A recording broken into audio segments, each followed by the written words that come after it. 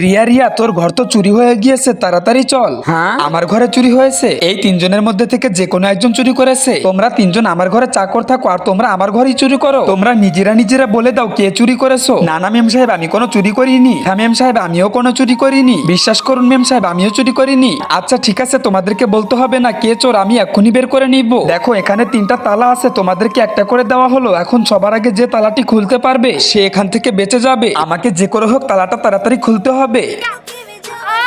যেভাবে হোক এই তালাটা সবার আগে আমাকেই খুলতে হবে, না হলে আমি চোর হয়ে যাব। সময় তো চলে এসেছে, এখন আমাকে তাড়াতাড়ি জিনিসটা দিয়ে তালাটা খুলে ফেলতে হবে। তার আগে কেউ যদি নিচে থাকা সাদা সাবস্ক্রাইব বাটনে চাপ দিয়ে সাবস্ক্রাইব করে দেয় তাহলে তার বাবা মা অনেকদিন বেঁচে থাকবে। আর যদি কেউ ভিডিওতে লাইক করে দেয় তাহলে তার মনের আশা পূরণ হবে। আমি আল্লাহর কাছে দোয়া করে দিলাম। সবাই দেখো, আমি তো তালাটা খুলে ফেলেছি। হ্যাঁ, কিন্তু আমরা তো এখনো পর্যন্ত খুলতে পারিনি, তার মানে আমরা দুজন চোর হয়ে যাব। বের হয়ে যা তুই আমার ঘর থেকে। তুই কি মনে করেছিলি যা এখান থেকে? চুরি ওই করেছে, কিন্তু আপু ও তো তালাটা খুলে ফেলেছিল, তাহলে বের করে দিলে কেন? কারণ চোরেরা সবসময় চাবি ছাড়া তালাটা খুলতে পারে।